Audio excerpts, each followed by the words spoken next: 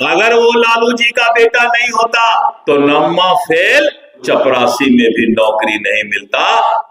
अरे धन्य मनाओ बाप का कि बाप के नाम पर राजनीति चल रही है। जिस मुख्यमंत्री के घर से अपराध का रोजगार चलता था, अपहरण का रोजगार चलता था, आज वो दूसरे को रोजगार देने की बात करता है। कोई मुसलमान भाई हमको बता दे, अकलियत भाई बता दे कि उसकी तरक्की कांग्रेस ने किया हो। कोई तरक्की इस देश में कांग्रेस ने नहीं की।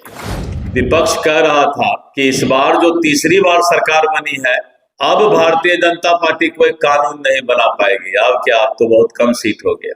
लेकिन आपने देखा कि पहले ही सत्र में हमने वक्फ बोर्ड का कानून ले आया। राष्ट्रवाद के जड़ को मजबूत रखने के लिए न पहले हम कभी समझौता करते थे, न आगे कभी करने वाले थे। भारतीय जनता पार्टी में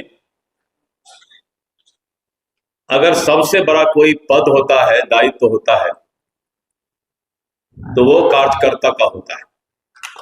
इसीलिए हम कार्यकर्ता को हर वक्त देवतुल्य कार्यकर्ता मानते हैं। अगर कार्यकर्ता नहीं हो तो संगठन की परिकल्पना नहीं की जा सकती। अगर आप आज सामने नहीं बैठे होते तो इधर से भाषण देने का कोई फायदा था क्या? अगर सामने में कोई नहीं रहते तो मंच के नेता कितना भी बड़े से बड़े नेता होते और सामने एक भी आदमी नहीं रहे तो मंच के नेता का भाषण का कोई मतलब है? यानी सबसे बड़ी ताकत कौन है? जो सामने बैठे लोग हैं। उनके बगैर सब सुना, वो नहीं तो ये नहीं। इसलिए मैंने कहा देवतुल्य कार्यकर्ता। आपके भरोसे संगठन और पार्टी आज तक यहां तक पहुंची है।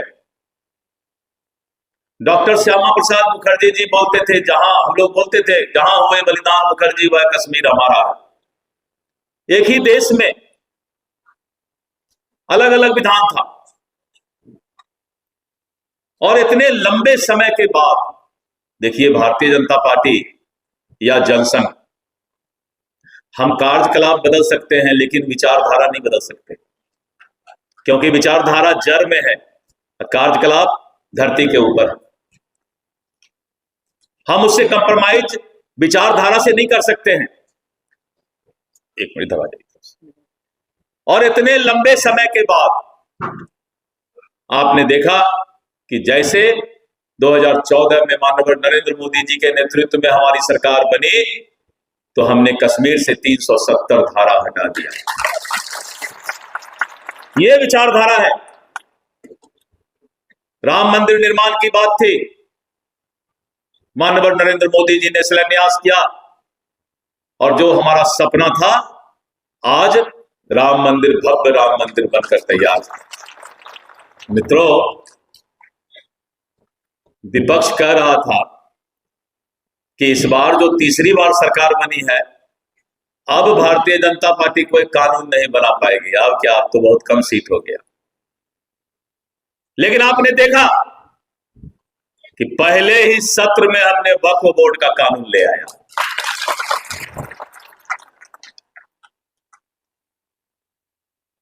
समाज में पारदर्शिता लाने के लिए, राष्ट्रवाद के जड़ को मजबूत रखने के लिए न पहले हम कभी समझौता करते थे, न आगे कभी करने वाले थे।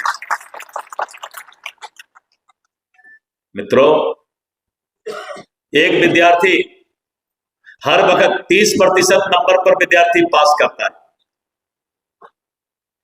और एक विद्यार्थी 30% से कम नंबर लाकर भी खुश है।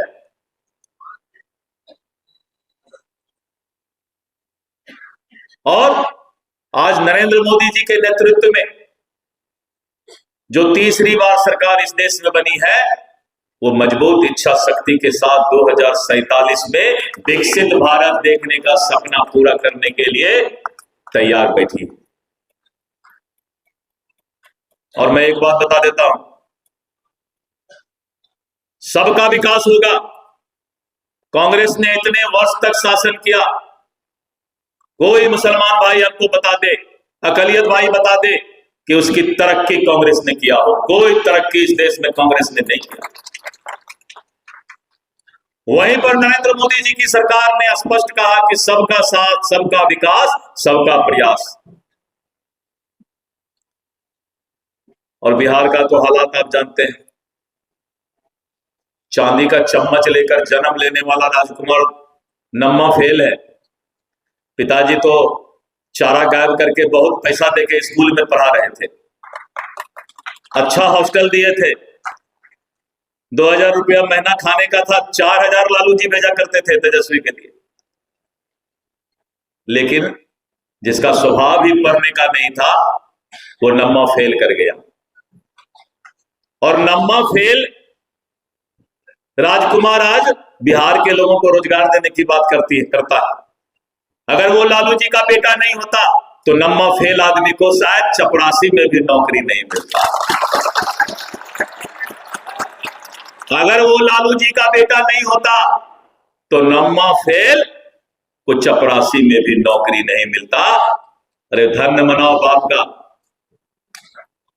कि बाप के नाम पर राजनीति चल रही है। राधा मोहन सिंह जी या हमारे जितने विधायक बैठे हैं अपने कर्म के बल पर आज 7वां बार इस लोकसभा में चुनाव जीते। और मित्रों, जिस मुख्यमंत्री के घर से अपराध का रोजगार चलता था, अपहरण का रोजगार चलता था, आज वो दूसरे को रोजगार देने की बात करता है। भारतीय जनता पार्टी के कार्यकर्ता जात धर्म से ऊपर उठ करके समाज के परोपकार का काम करते हैं। वैसे भी भारत में जन्म लेने वाला हर इंसान संत है, साधु है। भारत भूमि ही तपोभूमि है।